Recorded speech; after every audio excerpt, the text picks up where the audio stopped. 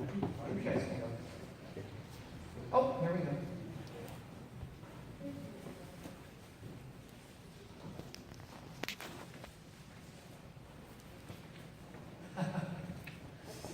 Jacob, we're breaking it easy. No chance.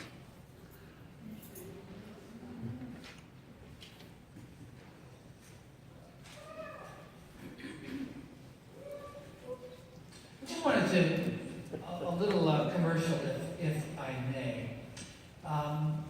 One of the problems we have in our culture today, and you have pointed this out to us, even going back, some 4 or 5 years ago when we sat down and we listened to people, that is that our culture really lacks, oftentimes we lack that sense of belonging. And so one of the things that we did at St. Mark to enhance that was with our coffee hours. And so immediately following this service, downstairs, there are more goodies than you could ever imagine. In fact, don't imagine them, because if you're imagining them, you won't be able to pay attention to what I'm going to try to say. But what I do want to say is I hope that immediately following, you'll take some time and go downstairs and be together and feel that sense of belonging, which we all need as human beings, as Americans, and as Christians. It's that time of the year, and in saying that, it's not just hunting season. It's not just the season to rake leaves, though there are plenty of those to rake. But in many, many churches now, and in the weeks ahead, it is stewardship time. Okay? So what we are doing now, and even at St. Mark, this has begun, we are standing here in November, and we are trying our best to peer into 2019, projecting needs and goals and income needed and all of that. And given that fact, and given that it's that time of the year, how appropriate that we come this morning to a text, the widow's mite. And I'm sure there's somebody here who thinks to themselves, your motive is all too clear. This morning you are here to shake us down. It is time for the cash grab. And no doubt Pastor Oberle will be employing a little guilt to season the sermon. Well, I would simply say to you, wrong on all counts. Just relax, okay? I'm going to do that next week. No, never relax. So just relax and let's listen together. When I say listen together, I include myself as well. We listen to what God has to say to us this morning.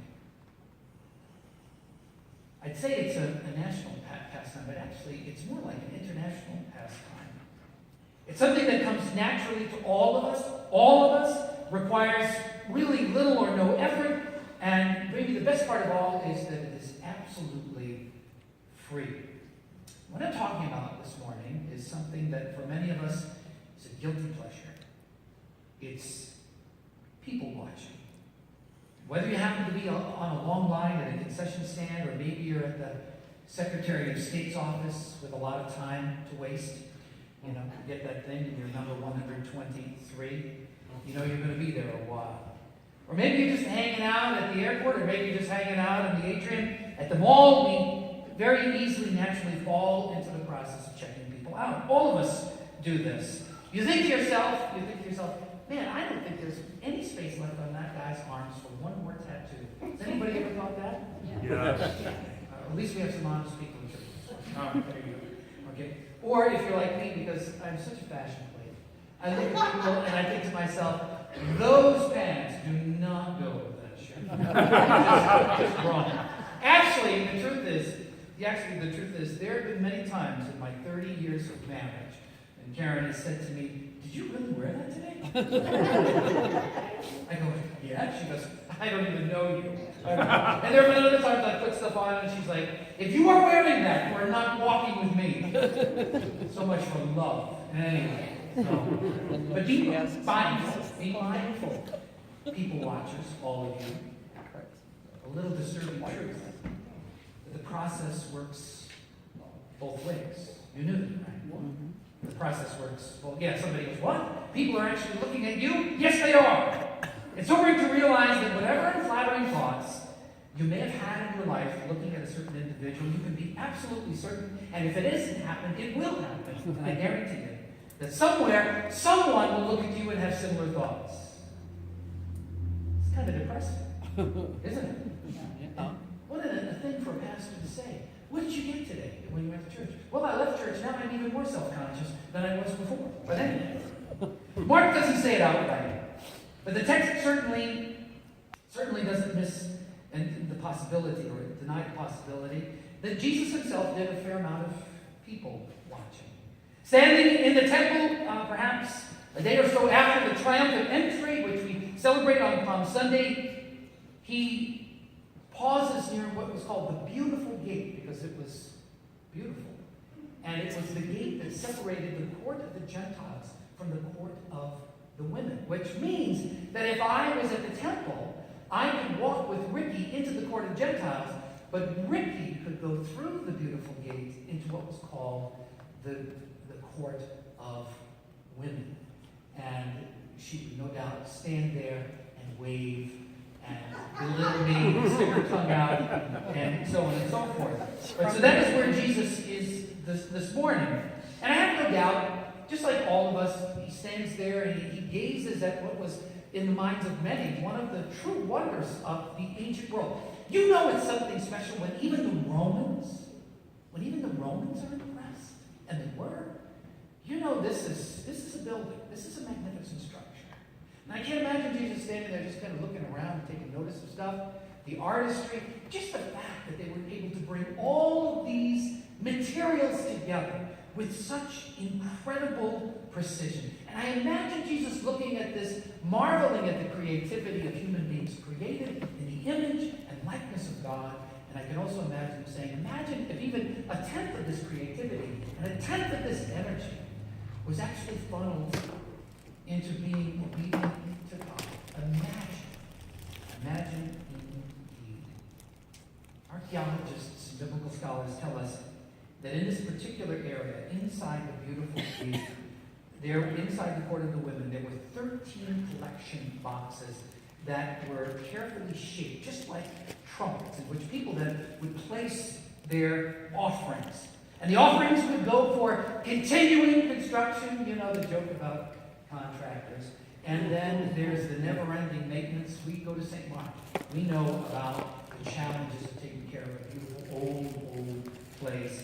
And of course, there was also the fact of maintaining the clergy in the lifestyle to which they had no doubt grown accustomed. And so standing there, almost hypnotized by the grandeur of it all of a sudden he is startled back to reality by the clinking of coins of all sizes as they make their way down into the depths of the metal containers. He shakes his head, smiles momentarily, but the smile fades. The scribes are here. Long, flowing ecclesiastical garb. Now, I imagine Jesus feels a little twinge in his stomach, and it's probably nothing that he's eaten. It's just the smell of hypocrisy. In my own defense this morning, since I do wear long, flowing robes on occasion, and for people like me, I don't think it was the robes per se, but the attitude and the actions of those who wore them that troubled Jesus so much. Suffice to say that Mark gives us a kind of good capsule summary of his feelings. Basically, what Jesus would say to them is, of all people, you should know better. Of all people, you should know better. And so Jesus sat down watching and marveling at the diversity of humanity. We all do that sometimes. It's amazing what God has done. And he sits there and he watches as gifts pour into the treasury. And Mark tells us that some of the gifts that day were pretty sizable. Maybe not $100,000 like last week, but pretty sizable gifts. And no matter who you are, it is absolutely impossible. It is impossible not to be impressed by a healthy wad of cash. Unless, of course, you're Jesus of Nazareth. One day, sitting in the temple, people watching, Jesus saw someone that no one else took notice of. Someone that in another time, in another place, he might refer to as the least of these. The kind of person that no one would ever aspire to become. A person without position, a person without power, a woman forgotten, pushed to the margins of life, and she places 2 measly little coins in one of the trumpets. Now, I don't know how they figured this out, but somebody said they figured it out, that it's actually equal in 2018 terms to about 1/8 of a penny. I don't know exactly how they figured that out, but if you're ever on Jeopardy and you answer that question, don't blame me. What can I tell you? But anyway, this is what they say. But the key is that it was all, Mark says, that she had to live on. And she did it without any fanfare at all. So she drops her coins, and then she hobbles away into obscurity, and more than likely there were people who even bumped into her and who didn't even really notice that she was there. She hobbles off into obscurity. And the irony, of course, is that here we are 2,000 years later. You think of all the rich and the powerful people who were mingling in the court of the women by the trumpets. We don't even know their names, and frankly, I don't care to know their names. But this woman without a name, who Jesus saw, her story is told again today. And not just at St. Mark, but think about it, literally all around the world. On November 11th, 2018. I can tell you in no uncertain terms that countless gallons of ink and reams of paper have been sacrificed in an attempt to peer into the depths of her heart, to make sense of her action, ultimately all to no avail. A great philosopher said this, and everyone here has experienced this in their life. And I hope you experience it many times. He said this: there are times in life when the heart has its reasons that the mind can't even grasp. You do something, and the truth is, you know it at the time. It makes no sense at all. It's not logical, it's not sensible, but you do it just the same. Because sometimes the heart itself has its reasons that the mind can't even begin to grasp. The heart has its reasons like faith and hope and love and joy, which bubbles up somewhere from the depths of you, and it manifests itself in unbelievable generosity. And when I say generosity, I don't mean in every single instance money. Generosity is expressed in countless ways.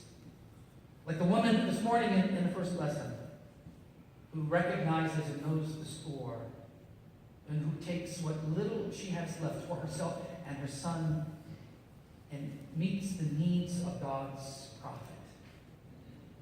And I'm sure in the midst of all the reasons that she might give you was the understanding and the conviction that when all is said and done, is that God is the very source of life, the very foundation and cornerstone of our existence, and that this God is a God who provides.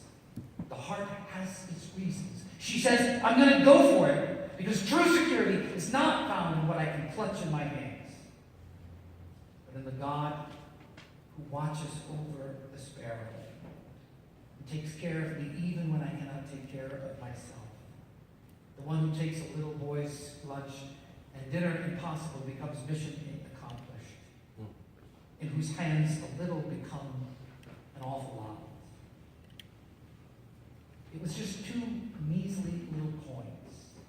It wasn't like last week we checked for $100 grand to say somebody was a saint who wasn't a saint by any stretch of anybody's imagination.